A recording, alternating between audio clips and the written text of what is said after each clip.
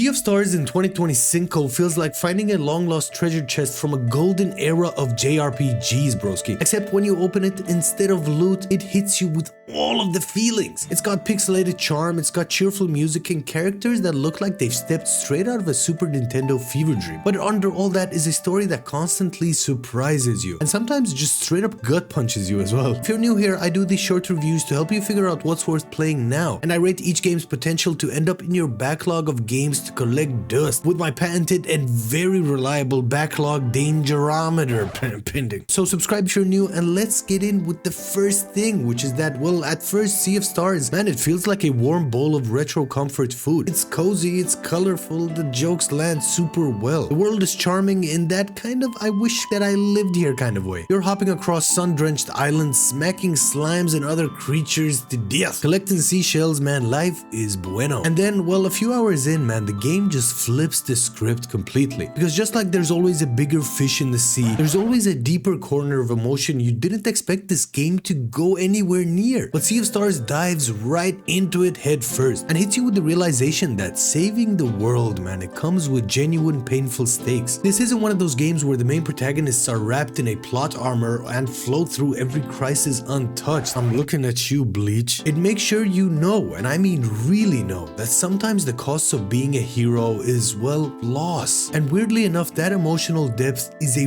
really good surprise. Like checking your bank account after paying all of your bills, and instead of seeing 10 sad little euros, you've got 15 now. And now you're suddenly acting like a billionaire. So if you talk to me nice, you know? That's basically Sea of Stars. It's unexpectedly rich in ways that you didn't think were even possible anymore. Combat-wise, Sea of Stars doesn't try to reinvent the wheel in any way, really. It just makes everything roll that much smoother. It's turn-based, but with rhythm-based inputs and lock-breaking mechanics that keep your brain engaged without ever overwhelming you. The RPG systems are, well, refreshingly light as well. You're not optimizing spreadsheets, but you'll swap gear now and then, switch party members as well, and just try different combinations in general. There's just enough depth to keep it interesting without dragging down the pace. I mean, I do wish there was a bit more equipping and managing of the gears for you and your party of misfits, but with a focused game like this, what's on offer is still quite nice. Which is good, because the pacing is tight, like Nacho Libre's recreational clothes. The main story lands somewhere between 20 to 25 hours, depending on how much you like exploration, and it uses every bit of that time to keep you moving, feeling, and caring. There's even a secret true ending to the game, which means there's endgame content to push through as well, and that's just awesome in a game like this. Overall, man, in a sea of bloated open world RPGs, Sea of Stars stands out by being focused. It's polished and it's heartfelt as well. There really aren't many games like this anymore, and I mean games that feel like they were really made by a team that loved every pixel. It's old school in format but deeply modern in execution. And here in 2025, with the new DLC on the way and the base game being, well, dirt cheap now, there's never been a better time to hop into this amazing emotional roller coaster that is Sea of Stars. Well, let's talk dangerometer, because of course we need to know what the especially good and very reliable dangerometer says pending. Look, the rating sits at 20%, because if you love pixel art, old school JRPGs, and quirky combat systems, this is not one to skip. The only complaint I had as a fan of RPGs and JRPGs in general was that I wish that there was a bit more equipment management. But overall, broski, this one has a very low chance of gathering dust. It also has a high chance of becoming one of your surprise favorites of the year if you haven't played it so far. Sea of Stars is a love letter to everything that made us fall in love with JRPGs and RPGs in the first place. It's short, it's sweet, it's devastating, but it's unforgettable. In any case, that pretty much wraps it up for this video. I do want to know what you thought of Sea of Stars in the comments down below, my broski. If you want to watch me ramble on about other games, then subscribe to the channel, of course. I'd love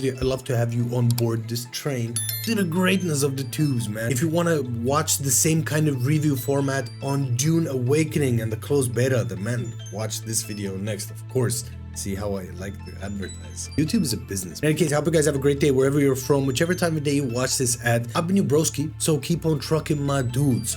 Peace.